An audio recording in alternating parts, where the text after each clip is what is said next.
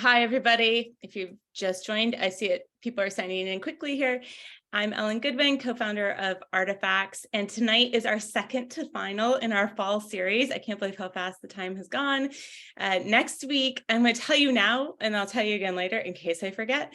We're going to be closing the series with a chef, and this chef will help us all remember that as we approach the holidays, it's great to take a moment to capture all of those family traditions, whether it's the decorations, the recipes, she's a chef, or other things that you bring into the holidays with you year after year. Tonight, we are very lucky to have a few members of the Arti community joining us, and they are going to be sharing legitimate artifacts, and so am I.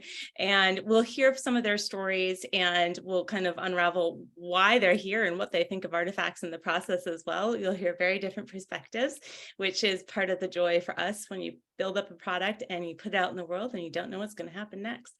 So with no further ado, I'm actually going to kick off. So I'm going to kind of intersperse some of my artifacts throughout the evening. And I chose a jewelry theme for the evening. And I think that jewelry is one of those sneaky collections because you might even have some as a child, you accumulate as gifts, you might pick out your own pieces. If you have a significant other, maybe you get those as gifts from that person and take on new meaning, family heirlooms as well. But I'm going to start with the least suspecting. This is a piece of costume jewelry. And so this is kind of one of those things that I think with people that have large collections, there's probably a fair amount of this. And you're like, and it costs like $5, that can go, it's not important. And this piece of costume jewelry, my daughter even really likes and covets, and I tell her hands off. And for me, it's fun, it's bright, it's, you have a boring suit outfit and it brings a pop of color. But when I see it, what I think about is when I was briefing the National Security Council at the executive office building next to the White House, and I sat down at the table and I was there to talk about oil and gas in Africa.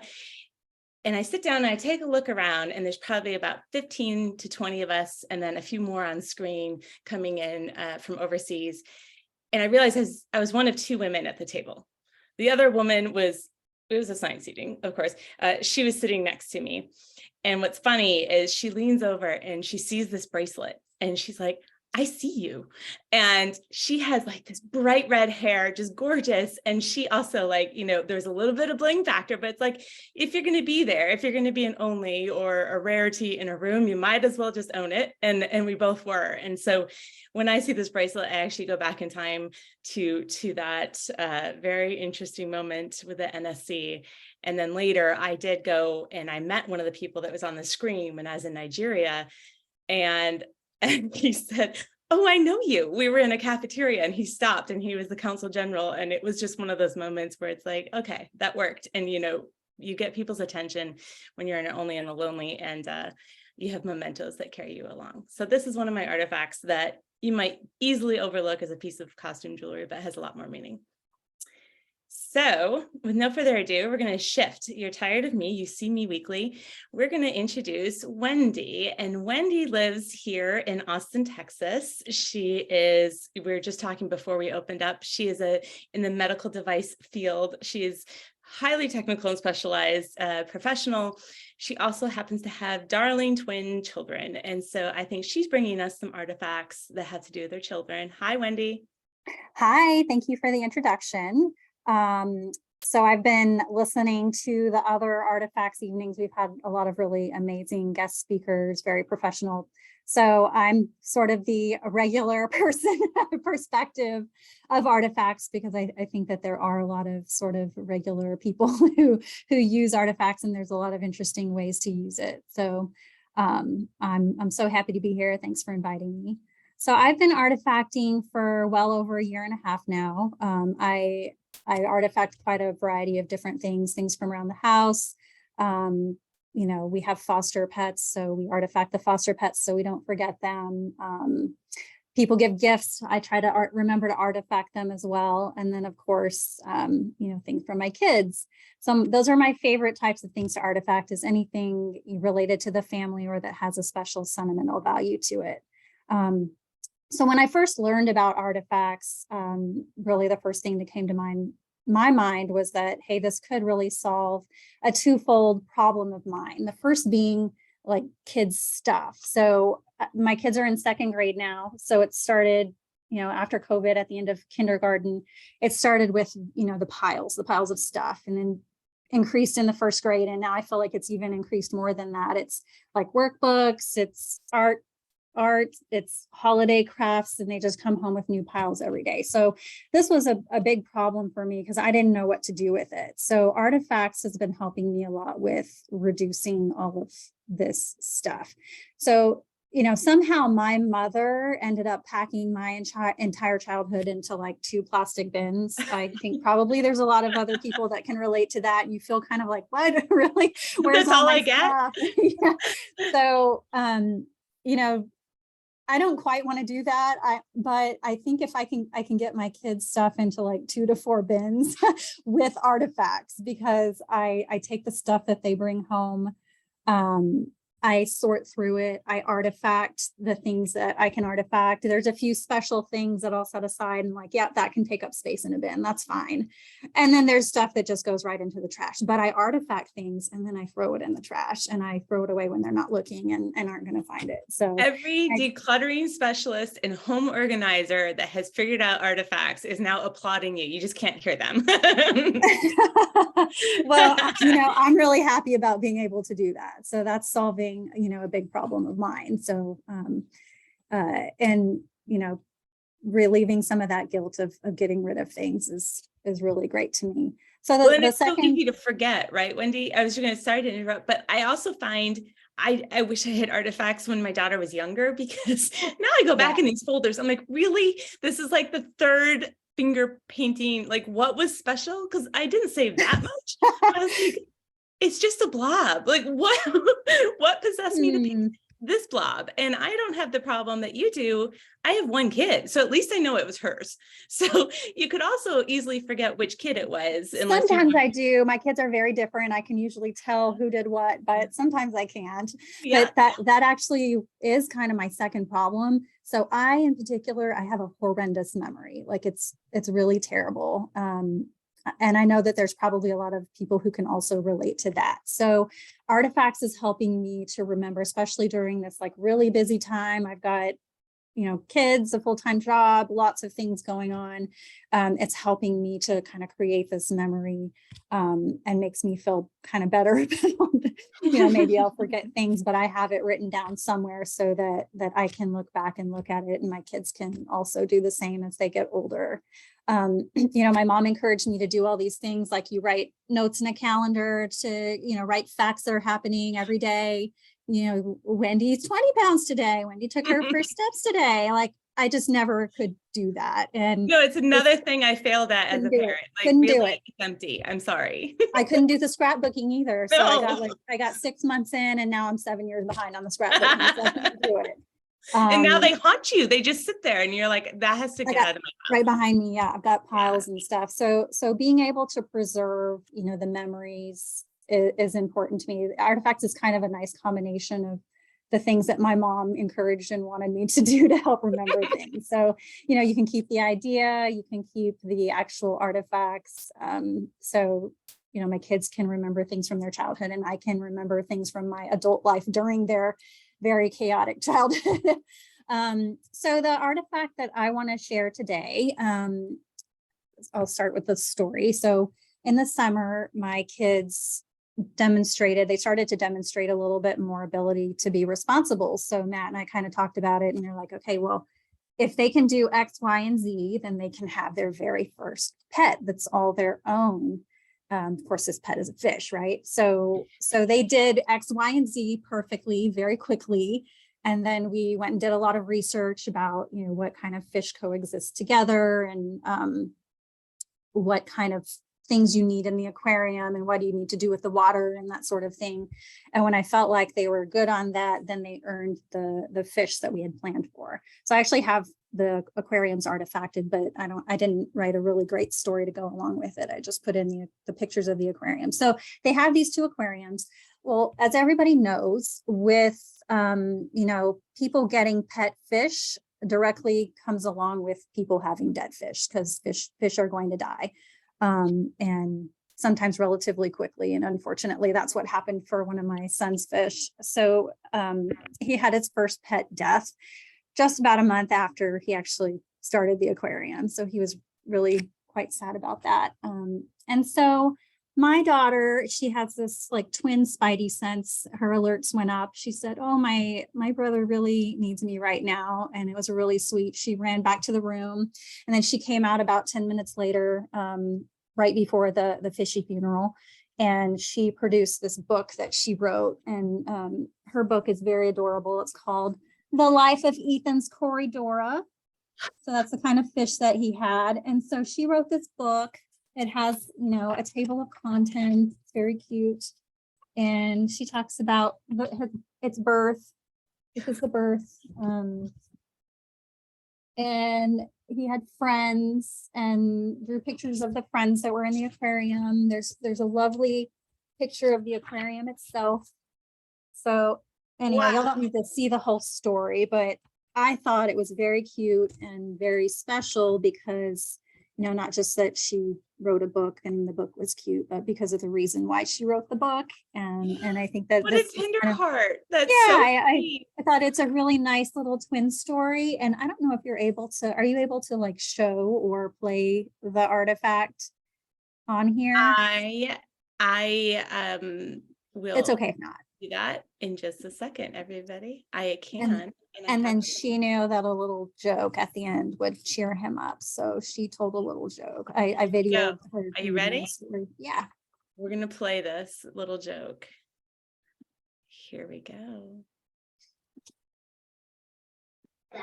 What fishing heaven do you think Corey went to? Answer, fantastic one. Get it back. What fishing? A fantastic heaven. Anyway, that's kind of all that I had for mine. I just, it's not just the artifact itself, but it's the sentiment and what ran around the artifact that I think is really cute. So that's my artifact, and I'm happy to, share more later if you want or need. Thank you, Wendy. That's fabulous. And I put the link in the chat, and as you all probably know already, you can click on her name in the artifact and you can very easily see others. Otherwise, here's the link to Wendy. And thank you, Wendy. It's really awesome. It's fun to just get these different perspectives. So I am going to pop in again next with a second piece of jewelry. And this is actually a nice segue to what Neil, our next speaker, has a flavor for this as well, and what he's going to be sharing. So sticking with my jewelry theme, I have this necklace. And what I love about this is it's kind of fun and cool, right? Again, it's something interesting when I wear lots of boring outfits because they're like uniforms. They're great. You slip it on, you're ready to go. But this particular piece, I was traveling when I was in government in Tanzania, and I felt like I was in quarantine, which we're all very experienced with now, because there was a lot of violence when I happened to be there in Dar. And so we weren't able to go out and adventure as much as we would have liked. And I still love being able to go out, though, and get something local and just be able to mill about and experience a place when I'm there. And I was lucky enough on the final day to kind of break out, and I got to go to this marketplace. And what I loved about this piece is I was able to kind of pick and make it with the artist who was there at the market. And a lot of these elements are upcycled, and they are just components that they had elsewhere, but the stone is native to Tanzania, as is the wood that is on the back of it. So for me, this is one of those perfect things. It's easy to bring back home. It has durability. I will have it probably forever. And it just reminds me of the place that I was at. It's unique aspects to that. So this is one of my favorite kind of travel mementos. I try to avoid, accumulating too much stuff, but I think that when you have moments like these, it's worthwhile. And I did actually share it with the person I was traveling with too, and then that person artifacted something they purchased, and it was really kind of fun to reminisce about this trip that we had together all those years ago. I think that was back in 2013. So this is actually also one of the first things that I artifacted once we started Artifacts, it was just, again, I probably did it as a test actually, but it was easy and it was really meaningful to me. So I captured it pretty early on. So it's something that's very different than the costume jewelry. You know, if someone was looking through my stuff, they would probably be a little bit confused as to my identity because these are so dramatically different, but they're both equally meaningful to me. So with no further ado, but I think hitting the right continent, let me introduce Neil. And Neil is going to bring us a little bit of a, like I said, a travel experience. Hi, Neil. Hello. Hello. You know, you're dealing with someone who's been to that part of Africa when she calls it Dar. Dar es Sorry, Salaam. I did do that. Yeah, I was in Dar at the bar. Okay, well, everyone else knows. You can Google if you're not familiar with Yeah, it. you know, who doesn't? But you know, it's actually, I didn't know you had been in Dar es Salaam, or Dar as people are known. My family has a pretty big connection to that side of the world, particularly in Kenya and Uganda, and Tanzania happens to be part of the same sort of community of countries out there in East Africa. And so I'm of Indian origin, but I've really lived everywhere. You know, I was just counting before the call. I think I've lived on, 4 continents. Wow. 9 schools, 4 languages, total of 16 places, counting the current place, actually 17, and lived through 1 military coup and 2 wars. So, you know. Where was the military coup? That was when Idi Amin came to power. It was, my primary school was right next to the radio station, because, you know, coup 101, you got to take over the radio station. Of course, So, control the airwaves. yeah, so I remember, you know, as a kid collecting shell casings from the firefight the previous night. That was a thing. No. We did, you know. So Okay, the question is, were those upcycled? No. you know, we weren't really thinking about that, because you didn't even want to get caught with shell casings, because when I came home with all those shell casings, my parents promptly threw them away, because you do not want to be like, what, you know, you know, you're dealing with undisciplined African troops in some of these countries, and, you know, Yeah. it's not, well, you would know these things as a person, you know, who's traveled in some of these unstable places. So well, the only coup environment I've been in is South Sudan. And there I have no evidence, because you couldn't take pictures, obviously. yeah. That was frowned upon. But Yeah. yes, I understand. Yeah. So, you know, we didn't know it at the time, but the coup was like the most momentous event in our lives. And when you're going through something like that, not everybody goes through a coup, I get it. But, you know, it's you don't really realize its magnitude or impact on your life. You know, it's big, but you don't really have a sense of it. And also, I was a kid, so what do I don't have any context. You know, I was younger than my kids are now. And Wendy, I didn't know you had twins. So do we. Ours are 11. So it's a whole different like universe that you exist in when you have twins. But that's a different artifact. It's a different episode of different artifact. Yeah. So anyway, so you know, it really goes to, you know, the history of my family and kind of how far it goes back. And so I'll just try to be brief about it, but no, you don't need to be brief. This is why we're here. Well, you know, I liken it to, in context now, you know, 50 years since that coup, which was really 50 years ago this August. No, yeah, it was 50 years ago this year. But, you know, where the drum comes into play, and here's the drum. It doesn't show as well as jewelry, by the way, but here it is. I put it here for a reason. It's big. Wow. You know, it's zebra skinned. As I say in my post, politically incorrect. Poor zebra.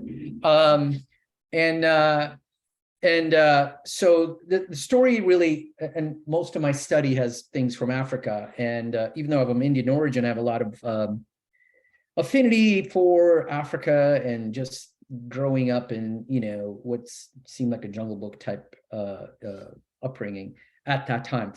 Anyways, I do have to say though, it doesn't shock me. When I was in Dar, it was the best Indian I had ever had up until that point in my life.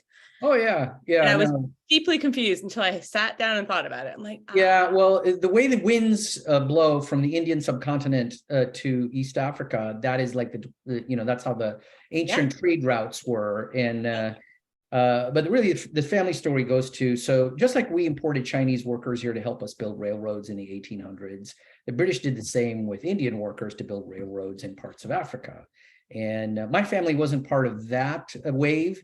But once they got the railroads up and running, they needed people to administer these things. And my maternal grandfather came out on a dhow in the 30s to Africa. And he was, I think, one of the administrators or station masters or something like that.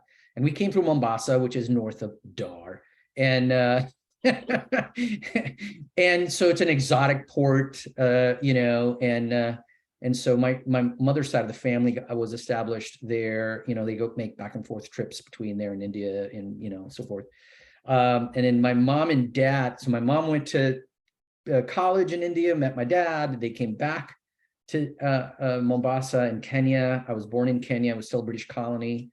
So I still have a British passport, by the way. You got to have a spare. And then we ultimately immigrated to Uganda, where my dad, he was a very, very entrepreneurial guy, went and, built a business pretty rapidly and was really set to retire at 32. And, he's just a heck of a salesman. So like we supplied all the furniture for Idi Amin's offices and ministries and so on and so forth. And so about on August 2nd, of 1972, Idi Amin said, so he came to power in a coup. He was like in a lot of these countries, he was the guy in charge of the army and decided he didn't like the democratically elected president, who's kind of corrupt and from the other tribe, which also happens, and said, yeah, he's in Switzerland for this meeting at the UN. He's out. I'm taking over the country. And his guys sort of took it over. So we had these harrowing, encounters with tanks and, all this stuff. Just, it wasn't good, to see these things. But so he takes over power. We Indian people effectively ran the economy in a lot of those countries. We controlled all the trade, all the mercantile things, and the leftover of the colonial time is the British ran the civil and administrative and military pieces.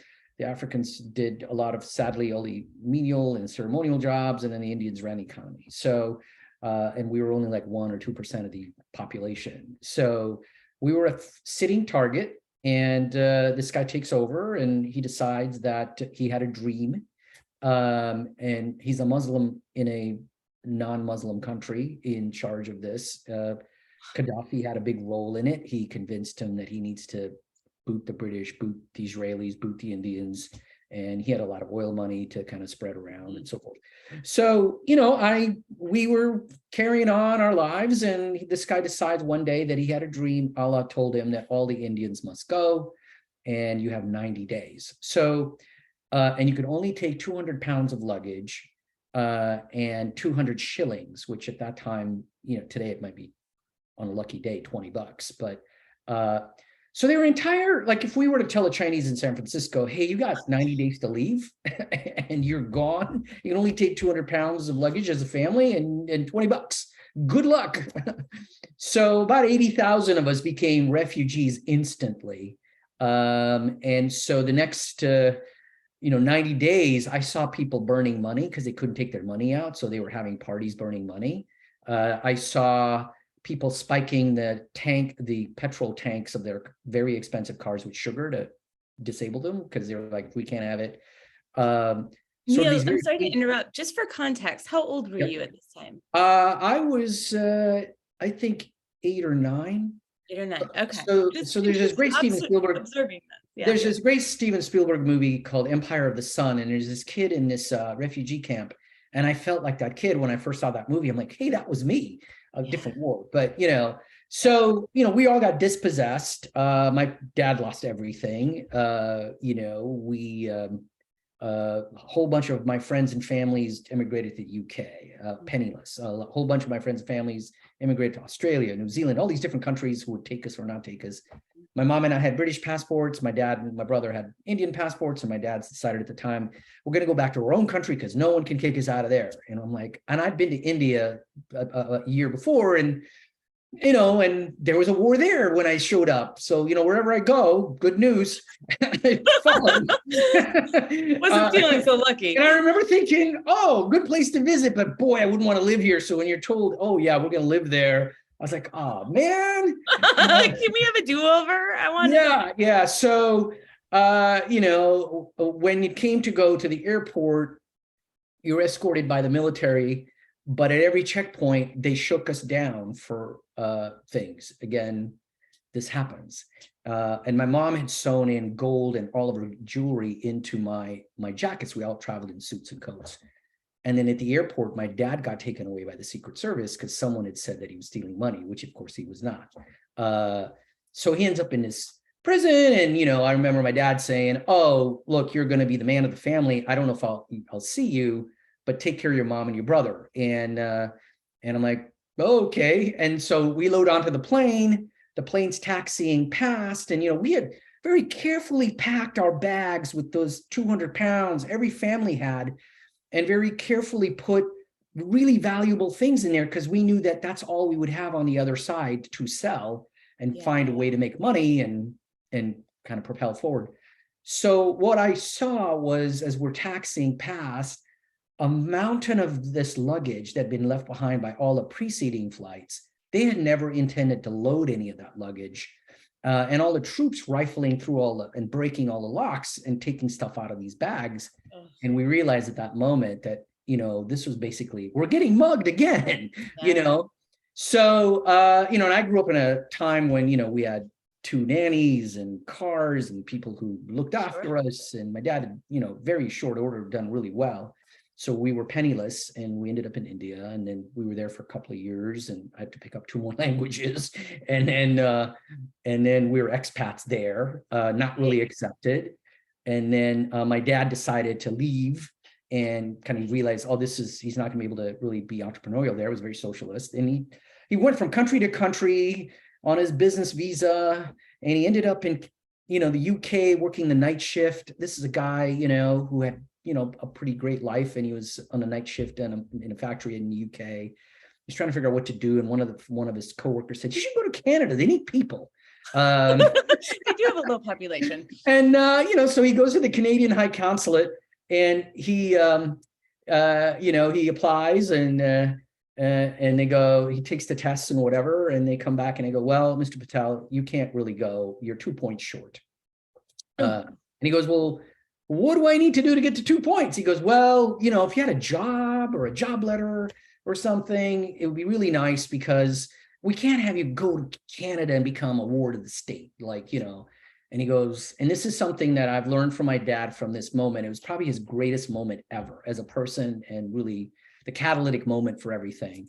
And he says, "Don't close that application. Do me a favor." And he goes, "Well, it's highly unusual, but okay." It's a consulate officer in Birmingham, in the UK. My dad goes to the bank, cleans out his savings, which are not much, buys a ticket on Air Canada to Toronto, doesn't know anybody except of a friend of a friend of a friend of a friend. And in Indian custom, if a Patel shows up at a Patel's house, you just let him in. You do whatever you got to do to take care of him. That's how it rolls. That's just how it works. I could probably do that even today, and that's just how it would roll.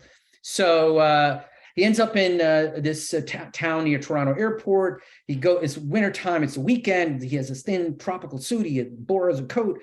He starts going from factory to factory, knocking on doors, going, "Do you have a job? Do you have a job?" Nobody's around. He walks in this one place. Of course, this is all before 9/11 and all the bio screening. This would never happen today. He walks in, and there's a plant manager at a steel aluminum company, and he happens to be working that weekend, and he says, "I'm looking for a job," and he goes, "Oh, you're Indian, right?" "Yeah." He goes, "Yeah, you guys never quit. and can you start on Monday? And he's like, well, no, I got to have a 2-week notice, if I was working for you, I need a letter. So he tells his assistant, type up a letter. My dad takes the letter, gets on a plane, gets back on Monday morning, shows up at this consulate and says, here it is. And he gets the stamp to come, moves, goes to Toronto, and he sends us a telegram, because they still send telegrams. And I remember getting that telegram and my mom getting this telegram, and, we were not in a good place. We were from relative to relative, we were shuffled around. No one wanted us because we didn't, we were really a burden. And I remember getting that telegram and I couldn't believe it.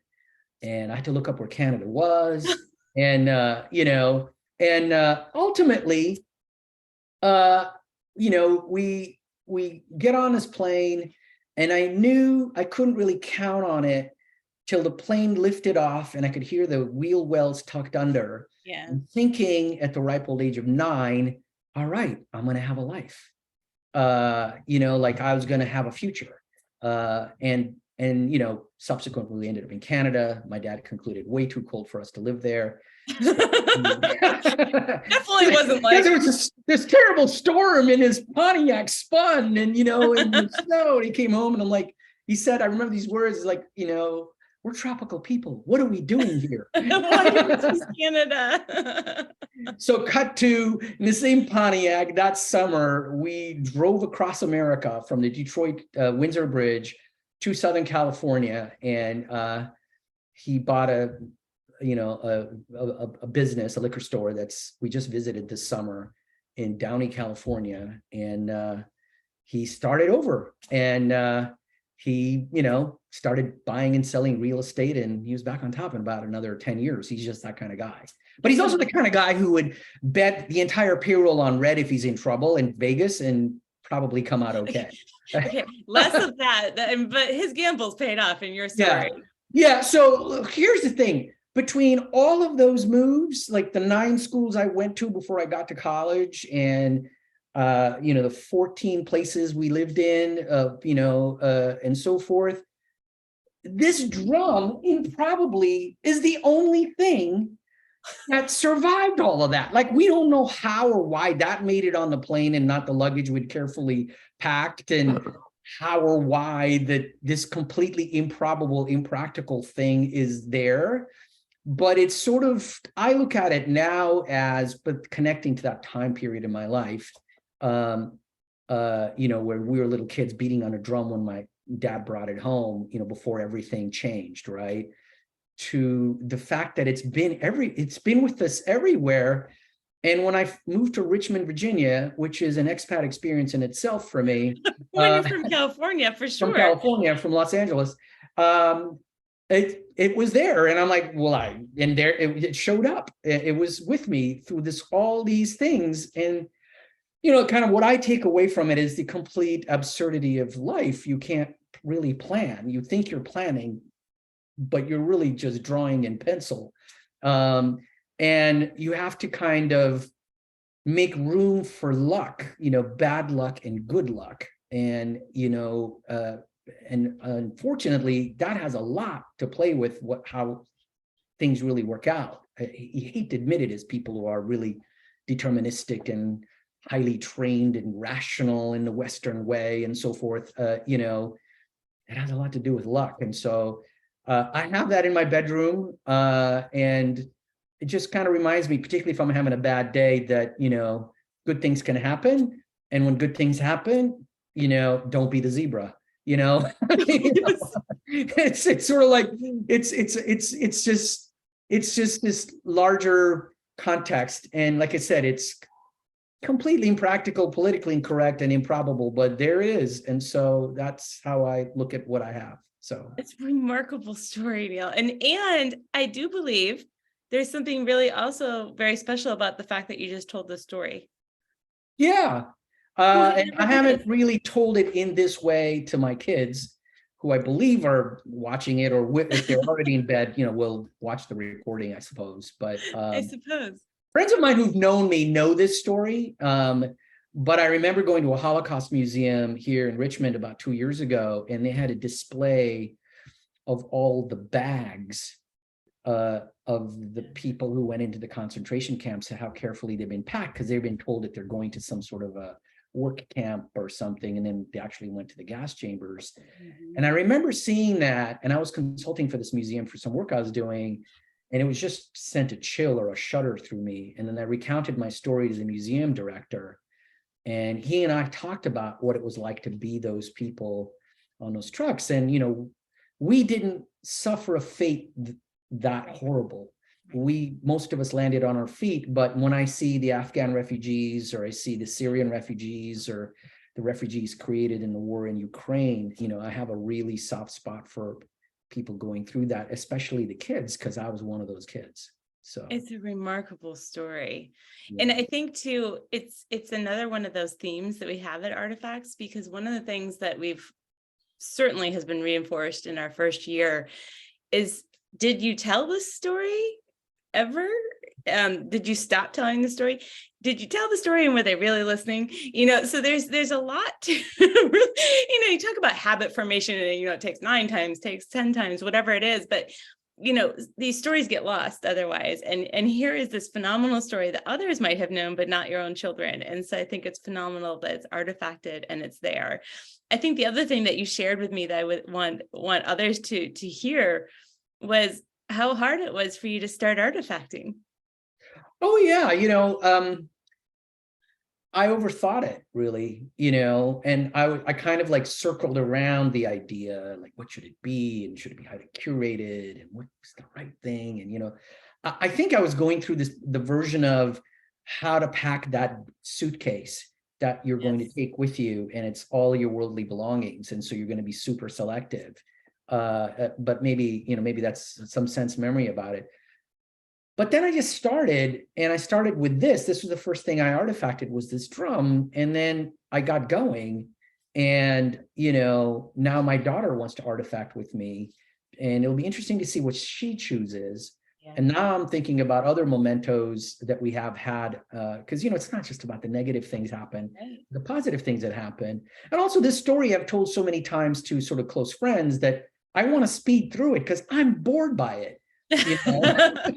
You know, here it is in all its glorious detail, folks. There's so much I leave out, you know, and there's all this that happened since we came to America, and I grew up in Southern California, you know, where everything is temporary. So so it's a whole different you know, part. So no, I think it's fabulous. And I did love that you sent us a note at Artifacts, and you said, I started and then I couldn't stop, and I was late for my meetings and I had to stop. But, you know, and Wendy, you know, I put Wendy's link, and I'll put yours in. I put the drum in. You know, when you started, I thought it was great because all I could see was her like dancing around her house. Probably there was all of these like very eclectic mix, and that's actually a lot how I do it. I didn't overthink it. I was just like, oh, I walked by a bookshelf. I'm like, oh, that too. You know, it was much more like something like that, which I see in these artifacts. My sense was like, well, other people will see this. I better write this well. You know, it should be like, it needs to make sure there's no grammatical errors, you know, and is it flowing? Like, I was really like writing some kind of a ode to the drum, you know, you know, like, and I was, you know, like, because I'm like, people will see this for generations, you know. There are no odes here. You can go back and edit. You can keep it private. Like, yeah. So anyway, Neil, thank you so much for sharing. Much appreciate it. All right, I'm going to do one more before we switch to our next Arti community member. So I'm on the jewelry theme still. And this last one that I'm going to share is a private artifact, and you'll understand why in a moment. But I talked about covering Africa oil and gas. You know, it's not that I get distracted or bored, but I also covered Latin America for a while, and I got to travel a lot in our own hemisphere. And I went to Brazil. And in Brazil, there's also a lot of unexpected restrictions. For example, when I went to leave the hotel and go running in the morning, they chased me down and said, please stay in the hotel. The sun's not fully up yet. We know you're with the embassy. Come back. So Brazil was also a very interesting experience. It's a beautiful place, but there are some serious security precautions that you need to take. One of those is related to they have a store there called, it's not from Brazil, but it's called H. Stern. It's a jewelry store. And we knew that in Brazil, they have aquamarine mineral mines. It's one of the top producers in the world. And so my colleague, he was saying my wife would really like a piece of jewelry from this trip. That's what she would like. And he just wanted a leather belt, which seemed easier, but like 15 leather store later, and he didn't find the leather belt he wanted. I was like, you're ridiculous. Like, just pick a belt. But we did make it to the hotel, put us in a car. I'm pretty sure it was bulletproof, and it drove us to H Stern, and we go underground and we go up into the elevator and we arrive, and there's no one else in all of the H Stern. It wasn't a private showing. There was just no one else there. It was very strange. And they greeted us with champagne, which was lovely and surely trying to sway us. And so I ended up purchasing this item here. It's an aquamarine ring. And to make the purchase, I felt really guilty. I was like, that's a lot of money. It's probably cost more than my engagement ring. I was terrified of the price, and they said, just sit down. We have this cushy chair, have some more champagne. We'll call your husband. He'll tell you what he thinks about it. And I was like, I don't think that's a good idea. But yep, so we called the husband, and he chimed in, and he's like, oh, you should do it. And the reason he did it was I didn't have any kind of heirloom jewelry per se to pass down to my daughter. And I thought, wouldn't this be neat to have an heirloom piece that I can give to her at some point? And this happens to also be her birthstone. I don't know what the logic of birthstone is, to be honest, but it's her birthstone. So I did purchase the ring, and it has a long story to it with travel and Brazil and everything. And I obviously haven't given it to her yet. She's 12. I don't know when I'll give it to her. And the point though is more, I obviously love to travel, and I want to encourage her to travel, and I want to bring things that are meaningful to her. And so this is one of those things that I also spent a lot of time artifacting. And when I artifacted it, this one's private, as I mentioned. The thing is with H Stern, anytime you buy, a watch or jewelry, whatever it is, if it comes with a certificate of authenticity, or you have the receipt in the moment, or the appraisal that comes with it, attach it in the documentation of your artifact. Pretty, please. Because then whenever you do pass it down to somebody else, or you decide to sell it, it makes it so much easier. And that documentation is there at the ready when you need it. So my daughter, when she inherits this, will have the appraisal report. She'll have the original receipt. She'll have all of the details she needs right there with it. So that is why I wanted to share that as well. I think that concludes my jewelry theme, I promise. And it concludes my speaking part as well. So with no further ado, we are going to speak with our final participant from the Arti community. Jill has joined us this evening, and I did tell a little bit about her. Jill has a wonderful background helping people to declutter. But Jill also has is professional genealogist, and a whole nother, list of credentials behind her. And I think she's a perfect person to join us this evening and share an artifact or two. Hi, Jill. Hi, everyone, and thanks a million for, 1, the invitation, 2, creating artifacts, and 3, letting me sneak in late. I appreciate all of that. No one even noticed. Don't worry. Thank goodness. Yeah, thank goodness. It's our pleasure. I have, I know that, Ellen, you know what, what artifact we might be seeing. So it's one that's already in the Artifact website. And then I have another one that I might show you that you've never seen before. And it's not the one you think. I love it. I'll tell you the one. Yeah. I'll start with the one that I know. The one that you know. Yeah. So I'm such an expert at Zoom, as you will soon see. Here's my lovely setup for how I display an artifact. Is I put it on a crystal bowl and hope that the camera angle will capture the magic of this artifact. So this is a very special clock from France, and as you can see, it's typically French, right? Yeah, it screams French. French ducks, French flamingo. What could be more Francais? So the story of this, it's made of neoprene, and I have no idea if someone made it from a kit. I think it's a one of a kind, but I don't know. I'm going to try and give you a better view. Okay, so when my kids were young, we lived in London, England, and I had never been to Europe before we moved to England. So it was a big adventure to, first of all, to be in England, and then to leave England to go to explore all the other places that are so close by, like France. So off we went to France, and my husband had to work. The kids were on school term break. So just the three of us, they were quite young. And we were just looking around at stuff in Calais, went into a gift shop, and, you know, if I only had kept the cash register till slip, you know, because the provenance of this is only witnessed by my telling the story. It became family lore. That's okay. We Yeah, like it became family lore. So this clock in all its glory, with the flapping flamingo, the flying duck, and the other flapping duck number 2, was on display. And it made me laugh at that moment, but it makes me laugh every time I see it. And that is the magic of this clock. It's like your instant pick-me-up laugh machine, because, you know, not is it only beautiful and decorative, it's also functional. And isn't that what every piece of kitsch should be? You know, beautiful, decorative, and functional. It runs on a single AA battery. I think we've probably changed the battery once every 15 years. Honestly, it just goes and goes and goes. And yeah, it's lovely. I noticed with some horror when I was getting it ready for today that the dust was pretty thick. I'm amazed these birds can even fly.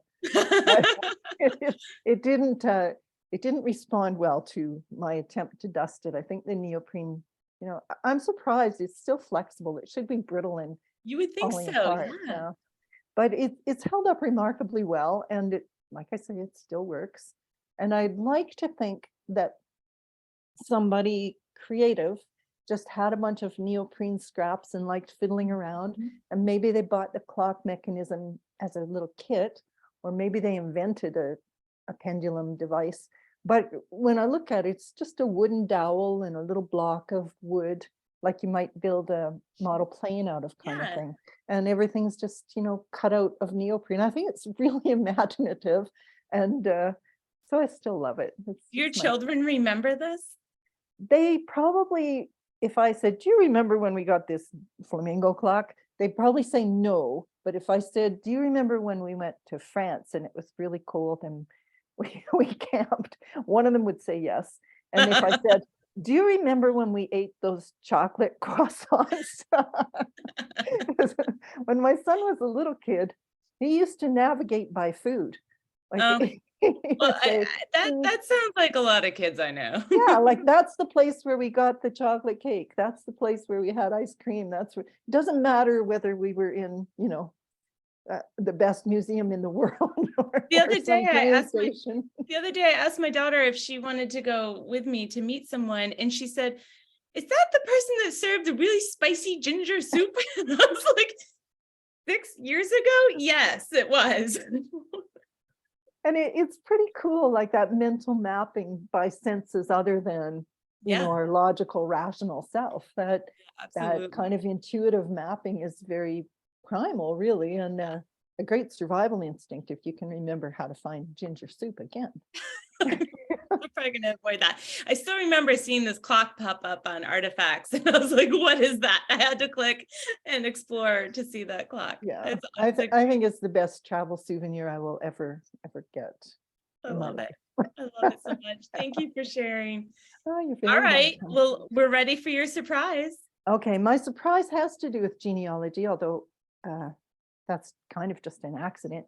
But this is a half-pint tankard, such as you might have seen in a British pub, or maybe still in an old-fashioned British pub.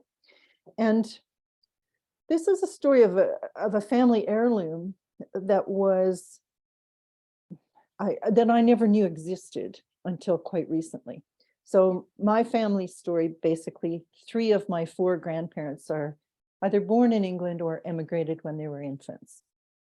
And so the generation who made the break from England were my great-grandparents.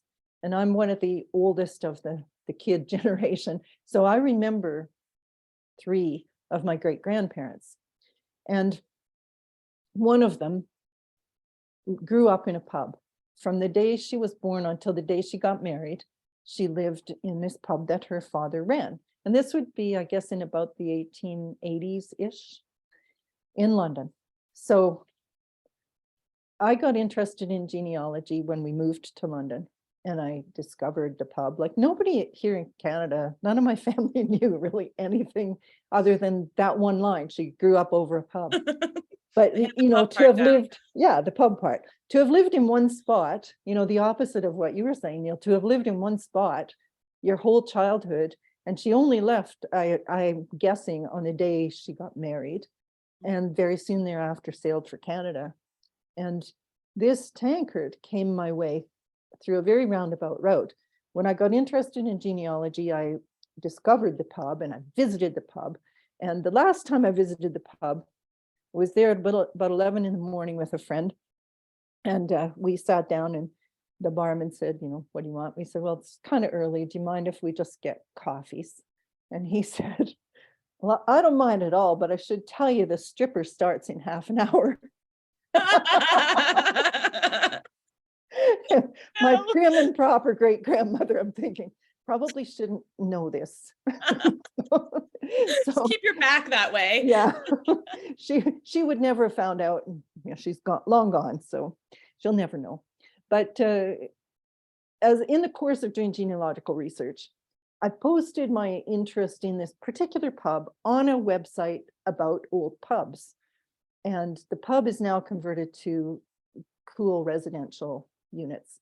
But there are a lot of websites springing up about the history of pubs, old pubs that are no more and so on. So I probably posted this like, I don't know, 20 years ago, like in very early internet days. And maybe about 10 years ago, so a long time after that original posting, one day I got this email from a gentleman in another part of England, quite far from London. And he said, I think I have something you'd be interested in. I bought these 2, there's another one just the same. I bought these 2 tankards at an auction, and I think they're from your family's pub. And the reason he thought so, and I agree with him, it's very hard to see, but there are initials on the front of this. Oh, sure. If I cast a shadow, you can kind of tell. And those are my great-great-grandfather's initials. So the dad of the great-grandmother whom I knew. So he was the pub landlord. And this would date from like somewhere between 1870 and 1890. And further proof, it's not just the initials, there's a name of the pub. And I don't know if it's showing, is it showing up as mirror writing or real writing? No, you can see it. It should It's say not Lord mirror. Nelson, Lord- Nelson Street. Yep. Lord Nelson, Nelson Street. And I had been to Nelson Street. I had been inside the Lord Nelson. So there are a lot of pubs called the Lord Nelson, but Sure. there's fewer of them are on Nelson Street, and even fewer of them have a TGL as a landlord. So I'm convinced this is authentic. So yeah, I'm very proud that this came to me because I have next to no family heirlooms. When my great-grandparents got on their ships, their respective ships, what did they have? Like you were describing, Neil, like a suitcase. You know, they didn't have stuff. They were very poor, and off they came with nothing. So through the kindness of a stranger who didn't charge me anything except what he had paid, and he shipped it to me. It arrived almost within days. I've never seen the postal service work so well, ever. You know, both of them, and I'm just thrilled to own them. And it's one of the few family heirlooms that anybody in our family has, because there isn't really anything. Everything was left behind in England. That So is a that's- remarkable story. Isn't And that for cool? you to have found you and to be such a good human and say, you can have it. What a gentleman. I was just so touched. And, you know, another good thing about this is it's half a pint, which is my standard measure. I was going to say it's a better serving size. I It's a still remember serving when I size. lived in the Czech Republic, and the first day I went to lunch, and they all ordered beer for lunch, and it was, and I was like, how are you gonna function this afternoon? And they really didn't. They would like spruce back up around 5 p.m. and like get their second win. I was like, this is crazy. But not to them. Well, this is my size of drink. That is remarkable. And so I assume this is artifacted now. It's not, and I've been weighing the pros and cons of public versus private. Yeah. And this might be so something you keep private. Is it made of silver, or is no, it? I think it may be silver plate, Yeah. but honestly, I don't know. I wish I was We an can watch a expert on video from things. last week when we talked about silver. I know See I how it wasn't all able to relates. be here. Yeah, in person I couldn't see that, so I am going to watch it because I need to know. I knew you would ask. I know, right? I mean, I have no answer. curiosity. There is a little, maker's mark here, but Oh, I'm there not is. able to interpret Oh, that's maker's fabulous. marks. Yeah, they And can I get real think I could- small. Yeah, but I think it's the sort of thing you can look up on online and find out a lot about. Well, So, yeah, even I will admit, last week after our evenings with Artifacts, which I missed because I was on an airplane, I did update, I'll put it in the chat, but I did update my story, my artifact about family silver, because I hadn't actually paid attention to any of the marks on the silver. And I was like, oh, I should have done that. And I was looking at the patina, and I'm learning a lot in these sessions as well. Well, thank you so much. And I realize we're close to time. So Jill, Neil, Wendy, thank you for joining us, and everybody for joining us. I hope this has been fun. There are just the diversity of what people artifact and why they artifact is endless. And it's such a joy for us as the founders. And we're just grateful you're all here. And so next week is our final evenings with Artifacts. Tell all your friends. We actually had a lot of trouble deciding who to feature in our last one. We found a lot of great candidates, and I will share with you all here. So we will be featuring someone named Lynn Miller, and she is a chef. She has her own restaurateur here in Austin, Texas, and it's modern Korean cuisine. And her story of how she grew up to go into the culinary world, and the artifacts that are hidden in plain sight throughout the restaurant, and even the recipes and their origin. We thought that was a great note to end on before we head into the holiday season. So I hope you'll join us. It'll be a lot of fun, and thank you and good night.